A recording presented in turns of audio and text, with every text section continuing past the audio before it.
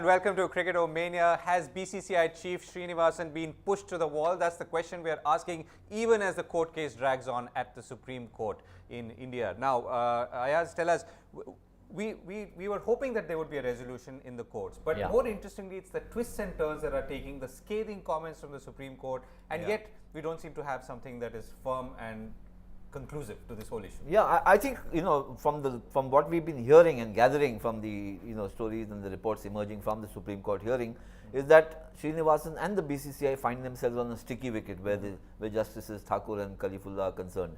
However, and we must exercise this caution here, that observations are not an order, they are not necessarily an indictment, however stringent they might sound. So I would say that Srinivasan and BCCI are pretty much pegged on the back foot, but you never know, they might just be able to kind of still wriggle out of it. So let's we've got Chandresh Narayan here as well. So let's rewind a little bit and spend 30 seconds just defining what the case is and why has it reached here. I think the case is about corruption in IPL 2013. Finally, I think where Srinivasan and the BCCI willy-nilly find themselves in a bit of a problem or a big problem is the issue of conflict of interest, because Srinivasan was the BCCI chief. He owns, or he is the managing director of a company which owns CSK, and one of the persons found betting was his own son-in-law. So the fire has started in his own backyard. That's something difficult. You get singed by these things, and he is the managing director of the company which owns. Of course, he has put forward before the court that the constitution of the BCCI was amended. This was offered to him. He recused himself from the meeting, the working committee meeting when the decision was taken, and so on and so forth. But the conflict of interest issue, it seems to me now, is becoming paramount in this whole hearing. Right. Chandresh, the question we are asking, has Srinivasan been pushed against the wall? Is this the sort of last breath? I think I agree with Mr. Memon that BCCI has been pushed against the wall, but I see an opportunity in this case in the Supreme Court with the BCCI being asked to make choices, and it will be interesting to see what kind of choice the BCCI takes up tomorrow when the court reconvenes. I see a bigger ramification for the world game because Srinivasan has a bigger role to play at the ICC as well. There's a big drive right now in the ICC for job cuts among the staff here in the ICC in Dubai. I see bigger ramification of what happens to Srinivasan tomorrow in the court on the way the world game progresses forward. Okay, so larger ramification because ICC itself is going through turmoil. And he's the ICC chairman as well. So, look, I think what Srinivasan is trying to do, because he's the ICC chairman, and if he's not allowed to contest again or become the BCCI chief again, then it kind of puts him into a quicksand a bit where ICC chairman. But as let's revisit another question. ICCI, the BCCI and Srinivasan are two different entities. Correct. Right? I mean, one is an organization entity, one is an individual who is the current chair, and yet for all public perception purposes, they seem to be almost beating from the same heart. Why is that? Because of the personality and the kind of power he wielded, and now also when you see how the BCCI is comprised, I mean, he still has overwhelming support within it. So willy-nilly, if people are taking pot shots at Srinivasan, it's also at the BCCI or the structure, and the other way around. But I must mention here, Govind, that in case things go wrong for Srinivasan, if the order is very adverse, then all the support that he has in the BCCI can vanish in a jiffy. That's how the political shenanigans work. Okay, so here's a comment from Chintan. He says Srini is a difficult cookie to crack. News is hot, so people are thinking he is in trouble. I agree with that actually. I think it's a very astute comment to make, because this is what I mentioned earlier. Observations are not an order, and he has kind of brazened it out. He's fighting the case tooth and nail. He's I think people confuse rhetorical questions with indictment. It may not be. These are questions that a court asks in the process of hearing. Why didn't you do this? Why didn't you do that? But that doesn't mean that you are wrong till the court decides you're wrong. Correct. And Chandresh, what's your sense? I mean, how have you, or rather, what have you gleaned from what has transpired in the court so far and the direction in which it is going? I'm not able to hear you very clearly. Can you repeat the question? Chandresh, is what have you gleaned so far from what you have seen that has transpired in the courts, and how do you see this panning out as we stand at this point?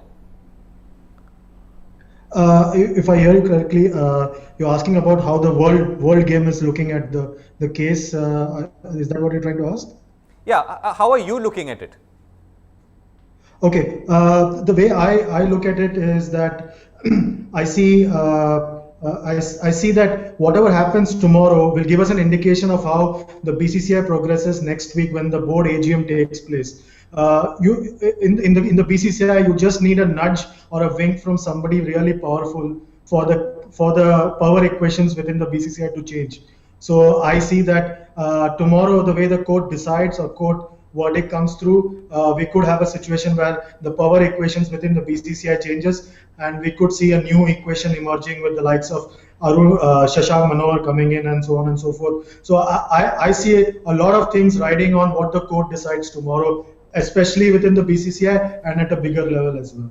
Right. So, and therefore it seems to be that the entire thing is still dependent on the Supreme Court and what they say, right? It's not that the Supreme Court may come out with a not adverse decision and yet things may go awry, which happens sometimes. I think to my understanding, what it seems is that the Supreme Court is now asking the BCCI, tell us how you will redress or address the situation. Right. Come up with options. I think they've given 4 options. They've given 4 options. The court may or may not accept it. I think the court has actually given them elbow room to come up with what may be cogent and credible, ways of dealing with the matter. Now, whether that means the BCCI will say, okay, we won't allow Srinivasan to contest the elections again, or what, we don't know as yet.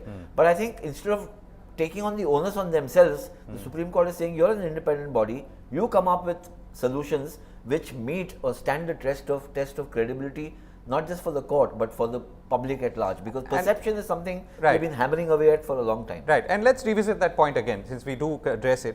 Where do things stand from a perception point of view? Has the game suffered at this point any more than it has already suffered, or is this something that's an independent saga that will continue, or till it finds its end? You can't de-link. The game has suffered. The credibility of Indian cricket has suffered. There's no doubt. I mean, the Indian cricket is the richest in the world, but we are still not the best team. That's one grouse that fans have. The other is that by and large, because there have been so many of these controversies over the last maybe 10, 12, 15 years, and not all have to do with Srinivasan or the present dispensation within the BCCI, is that people feel that something is wrong. In fact, a heck of a lot is wrong, and therefore everything is wrong. So that's the feeling that people have gathered now. The court keeps saying, the Supreme Court, people treat cricket as a religion in India, and see what you all have done. And the Supreme Court, with the Mudgal committee and all that, has also taken a long time, isn't it? Which I don't mind, actually. I mean, if you want to get to the bottom of it, you can't take forever and ever, but I think that till you are satisfied that things are being addressed, at the end of the day, you don't want to be short on, justice for anybody. They've taken their time. I think a lot could have been resolved much earlier had the BCCI acted properly earlier. I mean, the investigation was done by a hand-picked, 2 members from the judiciary, which they need not have done. One of the things they have offered now is 2 independent judges from the outside. Why couldn't that have been done at the start? Because that would have saved them and everybody else. But how does the 2 independent judge work now? Because there is a Supreme Court panel, appointed panel, which in any case is looking into this. So that was only investigating and bringing facts to the notice of the Supreme Court. Okay, for spot fixing. Yes. Okay. The first 2 judges appointed to investigate in the matter were appointed by the BCCI. Right. Okay. Okay. The idea was that because you are one of the guilty parties, you can't appoint judges to judge you. That was a big mistake they made. Okay. Chandresh, how do you look back and, in terms of what has been, all the water that's kind of flown under the bridge, what needs to be done to, in some ways, revive the image and the reputation of the BCCI? I think, if I heard you correctly, I think the BCCI missed the golden opportunity quite a few times in the last 1.5 years to set the house in order. I think they had a brilliant opportunity last year when the whole thing exploded to actually go in and do a clean sweep of the entire mess. that had been created in the IPL, starting with the Srisant case. And then earlier this year, when Mr. Sunil Gavaskar was appointed interim president, I think there was an opportunity then to have few more eminent voices in there to set the house in order. I think the BCCI finds themselves in a corner purely because of the fact that they fail to see the writing on the wall. I think at some level, I think they believe that since there's no clear evidence against the powers that be, there wouldn't be any adverse findings. But as we are seeing, it's becoming increasingly difficult to not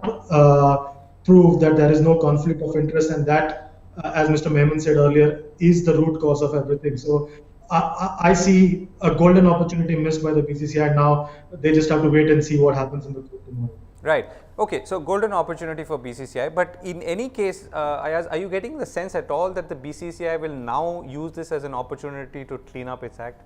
I think they are in a bit of a dither because at one stage it seemed they thought that everything, the road has been cleared for them because the Mudgal panel report said that Srinivasan is not guilty of any corruption and whatever else. They made it seem as if this was a clean chit. The Supreme Court observations so far have actually castigated the establishment and Srinivasan himself. So now they are in a bit of a dither because everything was pinned around the hope that Srini will get a clean chit, the elections can be held, he comes back as the BCCI president, and therefore we are back on the rails. It may not be so. If the final order, if it comes and if it says either you become BCCI chief or you own the team, then it throws a spanner in the works, and then, as Chandresh mentioned, the equations within the BCCI could change dramatically. And will that be for the good? I think overall there's been too much in the public domain not to be, for it not to be cleaned up.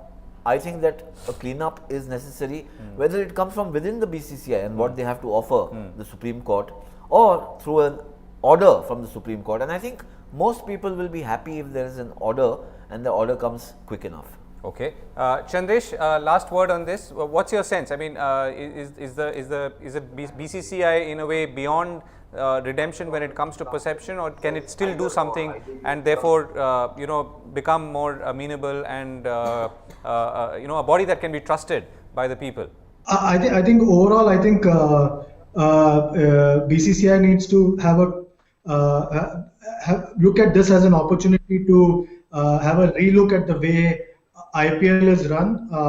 As I've said previously, I think BCCI can use this as a springboard to bring in a set of corporate governance into the way the IPL is run, and not just look at IPL as just another subcommittee of the BCCI. Clearly, IPL has become much bigger than the other domestic tournaments, and the BCCI can no longer continue to look at IPL as just another domestic tournament as it wishes to see it right now, since the time Lalit Modi exited the scene. So I think it's a golden opportunity. I think if there's someone in the BCCI who looks at it that way, then we could have an opportunity to look at IPL as a global product that we should be proud of as a country. Right. Thanks for that, Chandresh. Ayaz, last word, literally. Now, whichever way the decision comes, assuming it comes on Wednesday, the 10th of December, what are you expecting, or what would you look forward to from the institution that's BCCI, the individual that's Srinivasan, for the game of cricket? I think fundamental to the whole issue is that this conflict of interest, we now need the Supreme Court to define it and resolve it. Is there a conflict of interest or not? There are pros and cons, it's been hotly debated, so let's settle it once and for all, and then not let it recur every now and then. Yes. The other is, I think that, and then of course it should percolate down the line, because there are so many grey areas. One of the arguments used by the Defence Counsel is that there is conflict of interest everywhere. People are doing multiple roles within the BCCI, including players. That's one of the defences put up. So, or Srinivas attending the Tamil Nadu Cricket Association meetings. Or Gavaskar and Shastri having different roles. Srinivasan himself is saying that, if I'm guilty of conflict of interest, so are so many others. Okay. I think that needs to be resolve resolved. The issue of conflict of interest, and keeping in mind how sport is run across the world, and it's not rocket science. It can be easily resolved. I think also, if the Supreme Court order gives a sense of direction as to how the BCCI should function, I'm not saying that the government should intervene, that the sports ministry should jump in, but if it gives a sense of direction, saying, okay, you want to have, say for instance, the governing council of the IPL must have some external members, like watchdogs, maybe an ombudsman, just to make people feel more secure in their belief and passion for the sport. Otherwise, what happens is, even a minor thing which erupts is seen as something major and has a consequence, and as a consequence of what is fundamentally wrong. The IPL can be a great property, but it's got tarnished, it's got smeared. Now it needs to be kind of Unsmeared and in cleansed. some way. And because there is a lot at stake, There's and a lot that's of really stake, cricket yeah. when it comes to India. Absolutely. We've run out of time. Thank you, Ayaz. Thank you, Chandresh. That's all we have time for in Cricketomania. We'll come back with hopefully with a sharper analysis on the decision of the Supreme Court and hopefully the final mile on this entire saga involving N. Srinivasan, the head of the BCCI. Thanks for watching.